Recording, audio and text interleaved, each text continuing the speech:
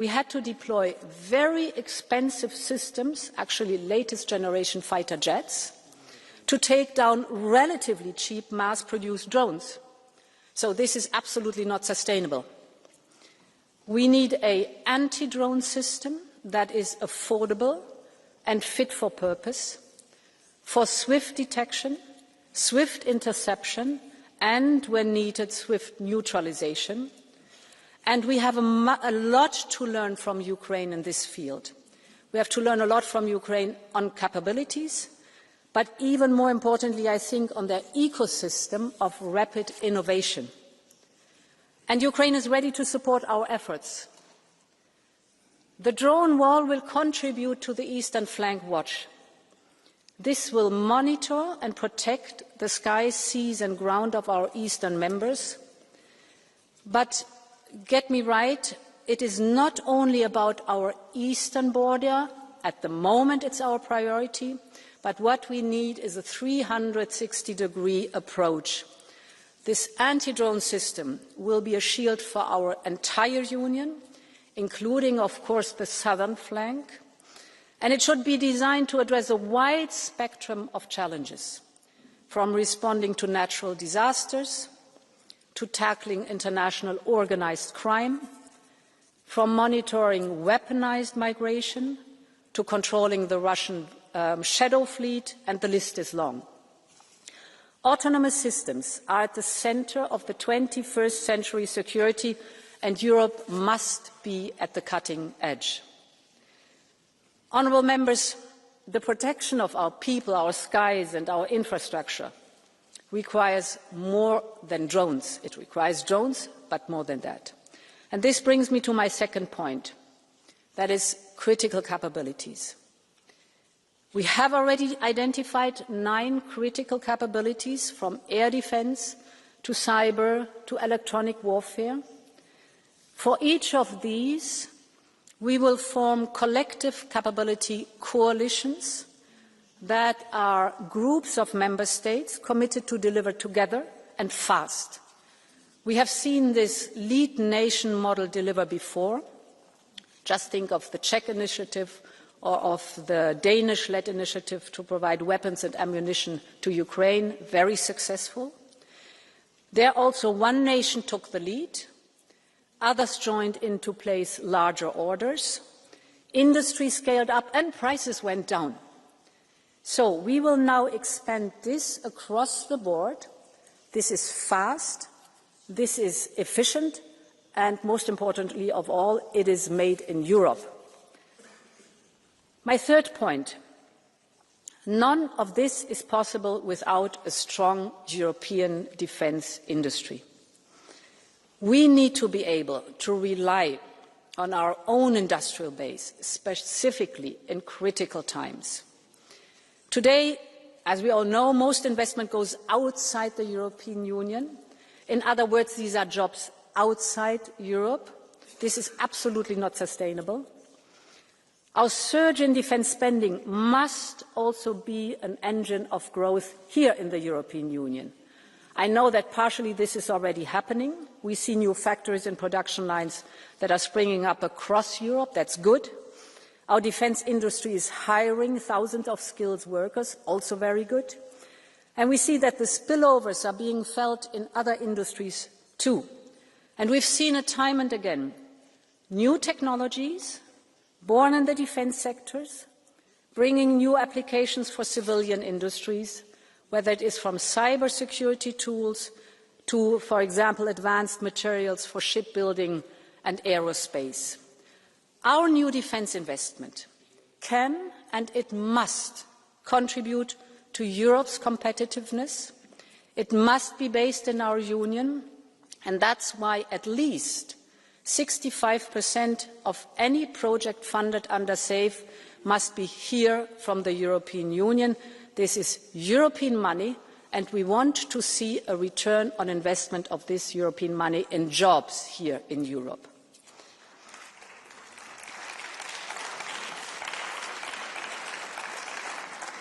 Honourable members, tackling Russia's hybrid war is not only about traditional defence. It is about software for drones, It is about spare parts for pipelines. It is about rapid cyber response teams. And it is about public information campaigns to spread awareness. So this requires a completely new mindset for all of us. We must be ready to leave our comfort zone. We need to explore new ways of doing things. And most importantly, we must deter everyone who seeks to harm our territory and our people. The choice before us is very simple. We either can shy away and watch Russian threats escalate, or we meet them with unity, deterrence and resolve. And I know which side we will choose. Thank you very much, and long live Europe. Thank you very much, President von der Leyen. And now we go to the first round of the political group speakers, starting with the EPP group. Andrzej Halicki, 1.5 minutes. Thank you. Szanowni Państwo, 22 listopada 2020 roku, 3 lata temu, przyjęliśmy rezolucję i nazwaliśmy Rosję krajem organizującym terroryzm przeciwko demokratycznym wartościom, przeciwko nam, Europie. Nie wszyscy podzielali ten pogląd. Byłem współautorem tej rezolucji, ale w ostatnich dniach 10 września nad Polską, a później nad duńskimi lotniskami, nad Monachium, myśliwce nad Estonią, codziennie na Bałtyku mamy dowody, tak, Rosja w sposób terrorystyczny atakuje Europę. I nie możemy być bezbronni. Cieszę się, że ta inicjatywa pani przewodniczącej Ursuli von der Leyen i Andriusa Kubiliusa, komisarza do spraw bezpieczeństwa o ścianie antydronowej, to jest jeden z elementów koniecznej odpowiedzi, bo Rosja rozumie tylko siłę, solidarne i jednolite stanowisko wszystkich nas, państw członkowskich, ale także NATO. Tę odpowiedź dostała 10 września. Samoloty zostały zestrzelone, NATO zareagowało, jesteśmy razem, ale musimy być dużo sprawniejsi. Dlatego apeluję także o aktywność w sieci. Rosja używa cyberarmii. Musimy blokować i eliminować tych, którzy działają na rzecz Rosji w sieci. Agenci są także tu na tej sali. Mówią, to nie nasza wojna. Chcą, żebyśmy byli słabi. Przemysł zbrojeniowy potrzebuje wsparcia nie tylko budżetowego. Apeluję do Komisji i do komisarza Serafina, Andriusa Kubiliusa, ale także do komisarza Hekstry. Zdejmijmy system ETS z produkcji stali, chemikaliów. One są niezbędne do produkcji zbrojeniowej. To nie jest duży wysiłek ekonomiczny, a potrzebna jest nowa legislacja. Przemysł zbrojeniowy bez ETS-u. Dziękuję serdecznie. Thank you very much. I give the floor now to the chair of the S&D group, Irache García Pérez.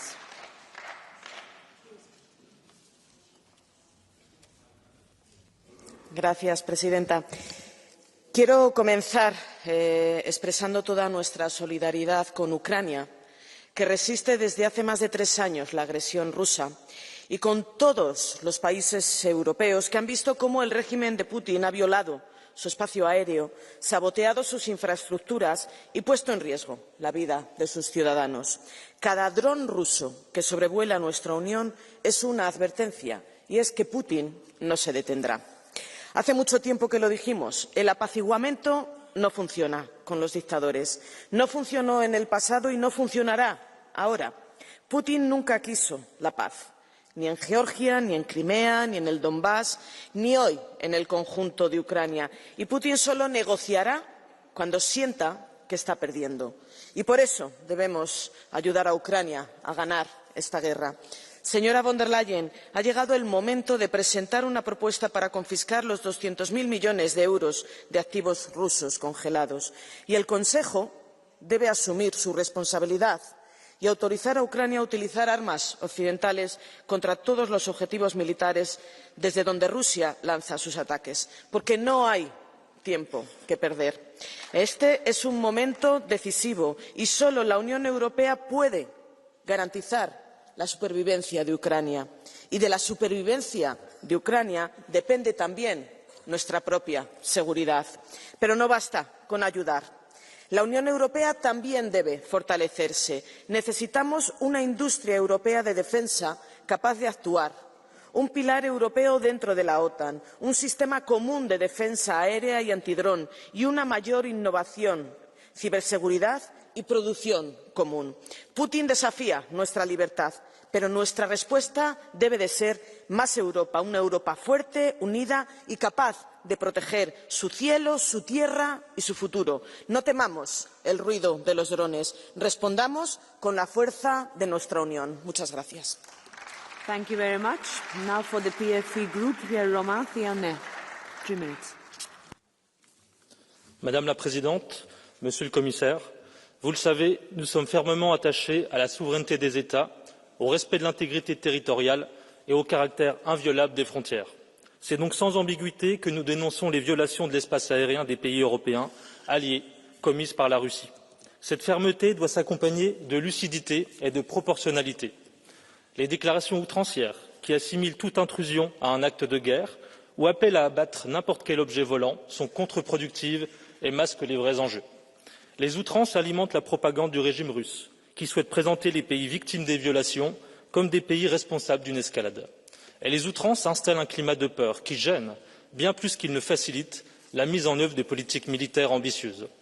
Face aux violations de l'espace aérien sur le flanc Est, des procédures existent, pleinement maîtrisées par nos forces armées et notamment nos pilotes. Évitons donc toute manifestation de panique et toute forme de paranoïa castratrice. Nous ne sommes pas en guerre avec la Russie, et c'est heureux. Mais nous ne sommes pas en paix non plus. Ces catégories n'ont pas disparu, mais la guerre et la paix sont deux pôles extrêmes, entre lesquels existe une zone grise faite d'États intermédiaires, au sein de laquelle chacun cherche à imposer à l'autre sa volonté. C'est dans cette zone grise, cette paix-guerre, où nous nous trouvons avec la Russie, où toute incitation inutile à commettre l'irréparable est à proscrire, mais où il faut se garder d'être tétanisé par les menaces de guerre totale brandies par Moscou pour nous empêcher d'agir. Car ne nous y trompons pas, l'invasion militaire n'est pas la seule option dont dispose un État pour imposer sa volonté à d'autres. Lorsqu'on parle de guerre de nouvelle génération, on oublie bien souvent de rappeler que les maîtres de cette stratégie ne résident pas seulement dans quelques think tanks occidentaux, mais qu'ils existent en Russie, où a aussi été pensée une doctrine du contournement de la lutte armée pour atteindre des objectifs stratégiques, et dont l'Ukraine a été un terrain d'essai idéal dès avant 2014. Alors que faire? Dissuader grâce au rôle potentiel et au rôle actif de nos forces armées. Dissuader en faisant comprendre à l'adversaire potentiel que ses capacités de nuisance sont limitées, ce qui passe aussi par la cohésion interne de nos sociétés. Dissuader en tournant définitivement la page des 30 piteuses dernières années, où nous comptons d'avoir proclamé la fin de l'histoire, nous avons aussi annoncé la fin du territoire.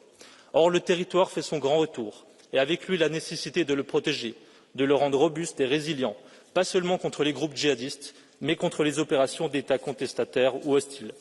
Dissuader, c'est empêcher de nuire, et c'est ce que nous devons être capables de produire en Europe à l'égard de la Russie. Ni élan va-t-en-guerre, ni muniquisme larmoyant, pour reprendre la formule du général de Gaulle, à propos de ceux qui voulaient céder aux pressions de Khrouchtchev. Dissuasion donc, car la guerre n'est pas souhaitable et car la paix n'est pas encore possible. Je vous remercie. Merci. Now for the ECR Group, Adam Bielan, 2 minutes.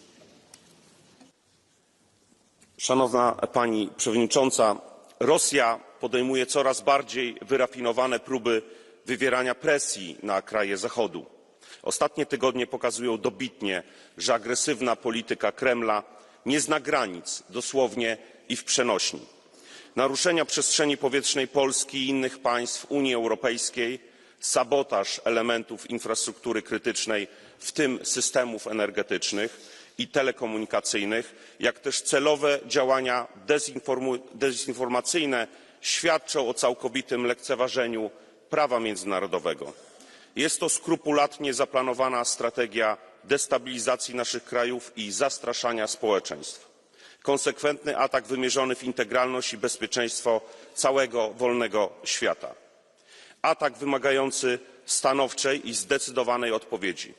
Każda próba naruszenia bezpieczeństwa musi się spotkać z natychmiastową, skoordynowaną reakcją państw Unii Europejskiej i NATO. Nie ma zgody na testowanie naszych granic, naszej cierpliwości i solidarności. Niejednokrotnie w naszej historii lekceważenie nawet drobnych incydentów prowadziło do wielkich tragedii.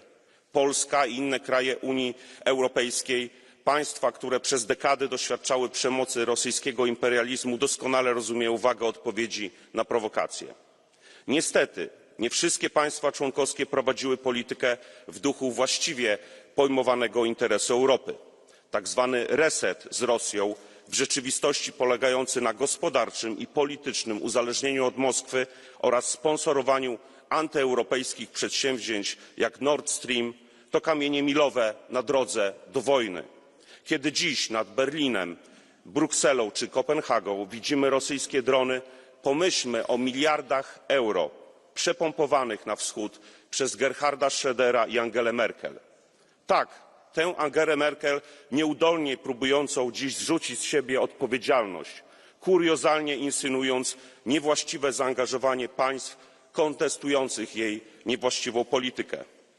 Dziś również rząd niemiecki domaga się wydania osób odpowiedzialnych za unicestwienie tej haniebnej inwestycji, jaką jest Nord Stream. Dlatego chciałbym przypomnieć kanclerzowi Merzowi, że Ukraina znajduje się w stanie wojny z Rosją, ponieważ została napadnięta. Ukraińcy mają pełne prawo atakować zarówno rosyjskie rafinerie, jak i sieci przemysłowe i przesyłowe, a nam pozostaje ich wspierać, a nie za to karać. Thank you. Now for the Renew Europe Group, it's Chair Valérie Hayer. 3 minutes. Merci Madame la Présidente. Madame la Présidente, Madame la Ministre, chers collègues. Nous sommes à un moment de vérité pour l'Union européenne. Nous ne sommes plus en paix. Nous ne sommes pas en guerre non plus. Nous sommes dans cet entre-deux qui s'appelle la guerre hybride. Chaque jour, la Russie mène contre nous des ingérences, des cyberattaques, des sabotages. Elle nous survole avec des drones et des avions de chasse. Ces menaces, nous les connaissons. Je ne vous apprends rien. Mais nos réactions ne sont toujours pas à la hauteur. Et je vous le dis, chers collègues, nous devons assumer la confrontation avec la Russie. Nous devons monter d'un cran dans notre réponse, et je dirais même dans notre riposte. Car, chers collègues, si nous voulons la paix, Poutine ne comprend qu'une chose, la force. Si nous voulons être libres, il faut être craint. Et pour être craint, il faut être puissant. Être puissant, c'est augmenter les budgets défense de nos États membres. Ils se sont engagés à le faire dans un temps record d'ici 2030. Mais je le dis au Conseil, Madame la Ministre, quand est-ce qu'on sortira pleinement de nos dépendances? On doit avoir la maîtrise de la fabrication et de l'usage de nos armes pour enfin poser les bases d'une souveraineté européenne sur la défense. Être puissant, c'est accroître nos investissements dans les infrastructures pour le déploiement de matériel militaire. Être puissant, c'est ériger un bouclier aérien au-dessus de l'Union européenne et de l'Ukraine. C'est renforcer nos capacités de défense aérienne et la surveillance du flanc oriental.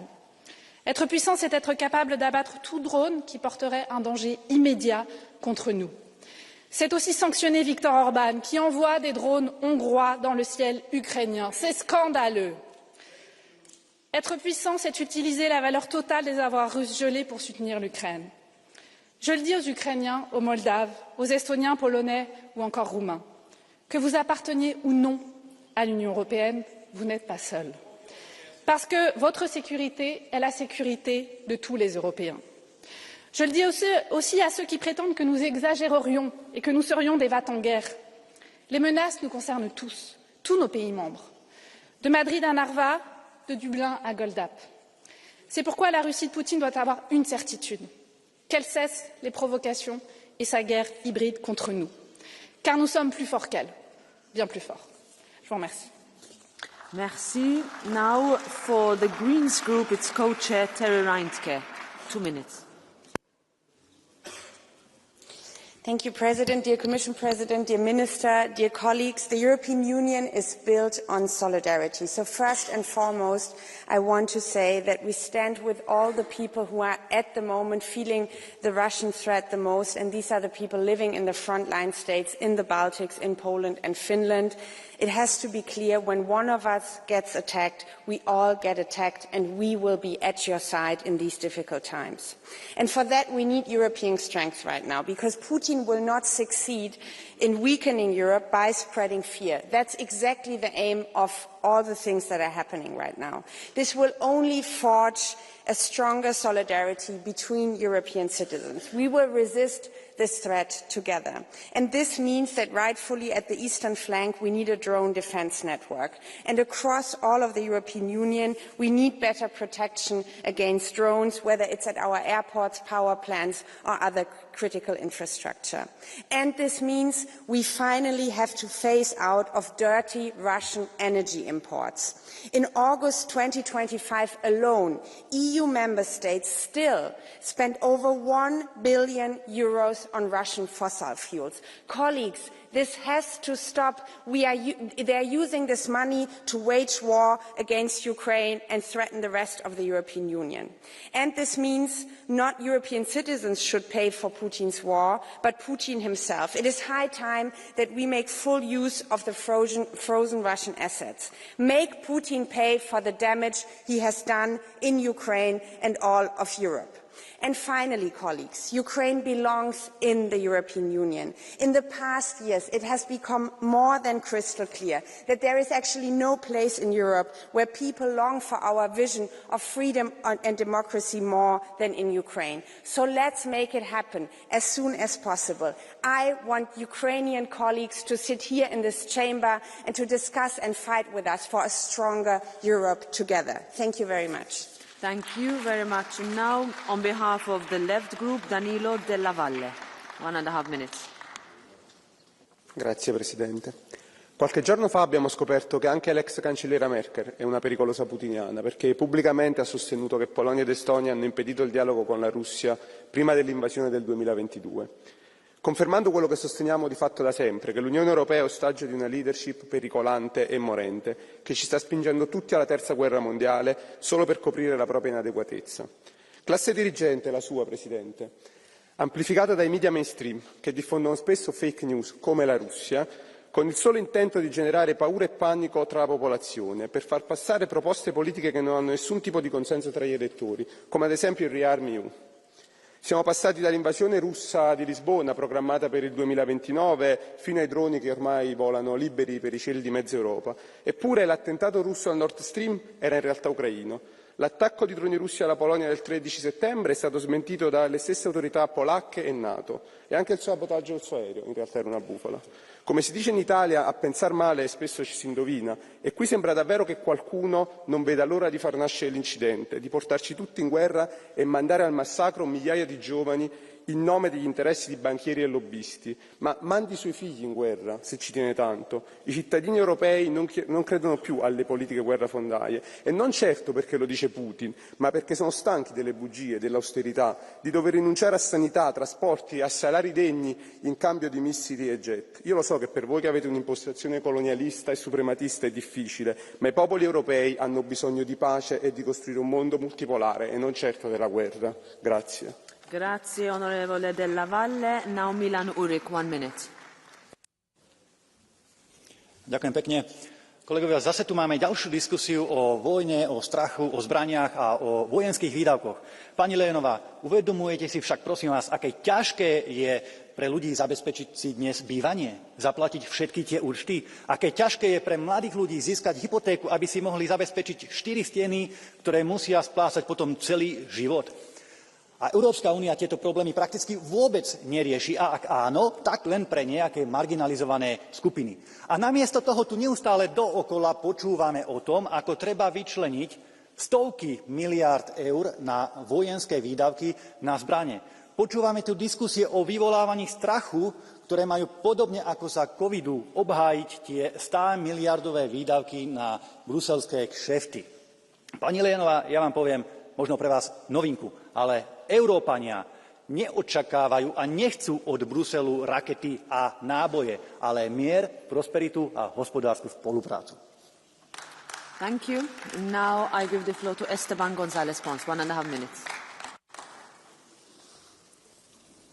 Señora presidenta, pasé el 27 de septiembre en Kiev bajo uno de los bombardeos rusos mayores de este año.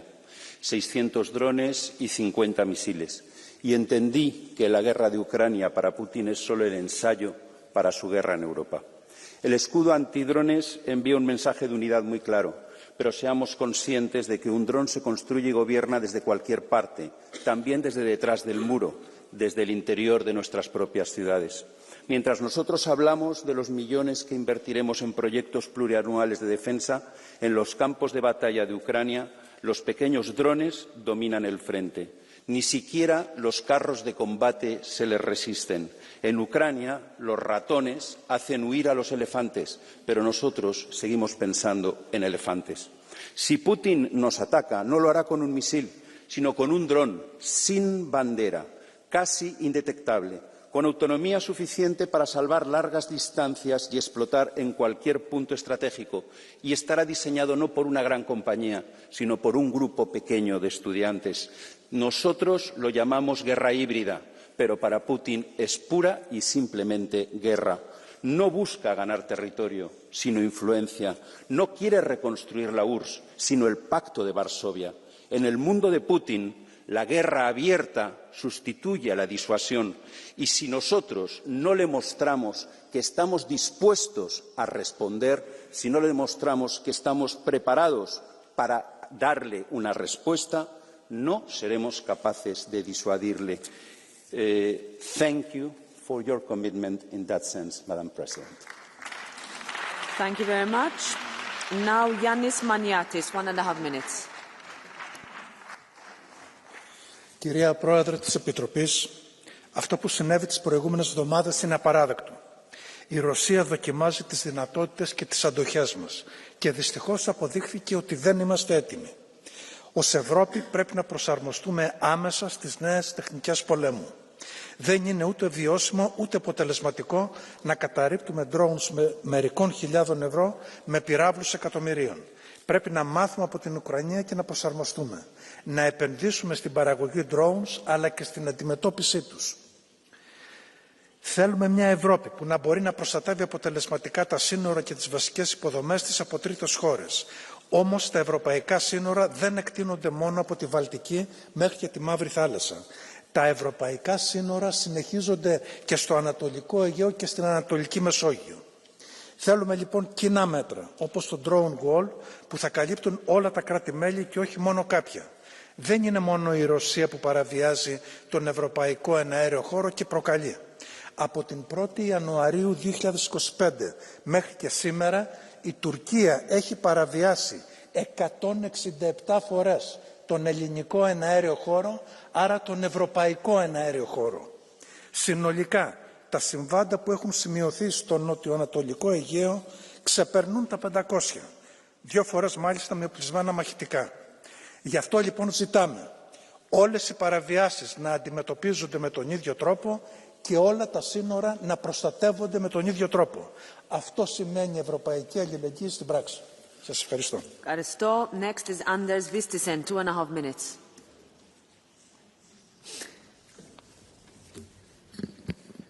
I går måtte Danmarks statsminister Mette Frederiksen på dansk tv erkende, at hun ikke havde gjort nok for at forberede Danmark mod hybridtruslen.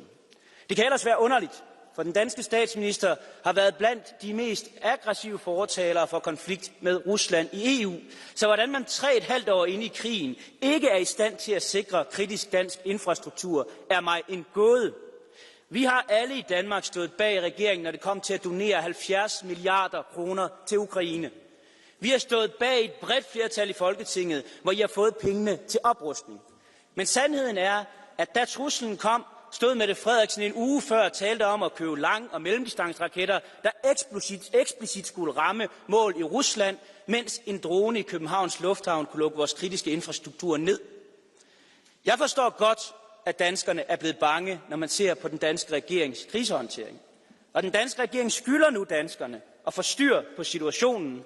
Stop med at holde bombastiske pressemøder og sørge for vores sikkerhed, særligt på hybridfronten, hvor et enkelt topmøde i København nu kræver hjælp fra 10 europæiske NATO-allierede for at kunne gennemføres i sikkerhed. And to you, Ursula von der Leyen, you are very happy to say that everyone who disagrees with you is a Putinist. But sometimes action speaks louder than words. So let's see on your historical actions. You were part of Angela Merkel's government. Not only part, you were Minister of Defense. You left Germany, NATO, defenseless in that period.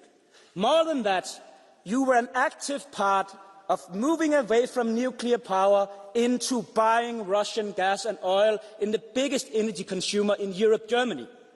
So to stand here and lecture those of us who believed in a strong defense, who tried to avoid us taking the peace dividend when we didn't see, or you didn't see Russia as a threat, is simply historical false narrative. In the Danish People's Party, we fought against leaving submarines in Denmark. We fought against being defenseless when it came to our territorial defense. We fought in favor of the National Guard, in favor of conscription, when you allies in Denmark wanted to give it all up. And therefore, Denmark is marginally better placed now to defend ourselves, even though we are falling hopelessly behind. But please, face up to your action instead of blaming everyone else. Dankeschön. Nächster Redner ist der Kollege Gambino. Signor Presidente, onorevoli colleghi, ogni violazione dei cieli dei nostri alleati o ogni sabotaggio a gasdotto ai porti rappresenta una minaccia alla nostra sicurezza comune. Serve sangue freddo per evitare le provocazioni, ma anche regole chiare per difendere i nostri confini e le nostre infrastrutture critiche. L'Italia sostiene la creazione di uno scudo antidrone europeo, integrato con la NATO e promosso dal Ministro Crosetto per proteggere le nostre reti strategiche. Chiediamo inoltre la piena attuazione delle direttive su resilienza e cybersicurezza e risorse comuni per difendere porti, gasdotti e reti digitali, così come un'azione congiunta di giustizia e polizia europea contro il sabotaggio e la disinformazione. Poi condivido in pieno quello che ha detto prima la Presidente von der Leyen, soprattutto rispetto alla problematica che gli investimenti europei per la difesa vengono appunto spesi in Europa per rendere quanto più competitiva e forte il nostro continente. Solo un'Europa unita e rapida nelle decisioni potrà garantire sicurezza e libertà ai suoi concittadini. Grazie. Dankeschön. Als nächstes spricht die Kollegin Strack-Zimmermann. Frau Präsidentin, meine Damen und Herren! Vor über einem Jahr hat Herr Stoltenberg bereits gesagt, wir leben nicht im Krieg, aber auch nicht mehr im Frieden. Und endlich verstehen die Regierungen in Europa, dass dem so ist. Auch Herr Merz hat das jetzt öffentlich verkündet. Denn wir müssen den Menschen erklären, wie die Lage ist. Putins Krieglogik ist offensichtlich. Sein Ziel ist weit über die Ukraine hinaus. Er sagt auch laut, dass er das Baltikum einnehmen will. Und meine Damen und Herren, militärisch ist Putin nicht erfolgreich, so wie er dachte. Seit Jahren überschätzen wir ihn militärisch, aber wir unterschätzen seine Brutalität. Putin will keinen Frieden, er eröffnet viele Fronten und das schon seit langem Cyber, Hybrid und jetzt auch dieses Drohnenspektakel über Europa mit ungeahnten Folgen. Und meine Damen und Herren, die Folge letztendlich ist ja für uns, nicht nur technisch darauf zu reagieren, sondern dass in den Nationen und vor allen Dingen in Europa zusammengearbeitet wird und eben nicht dieses unendliche Klein-Klein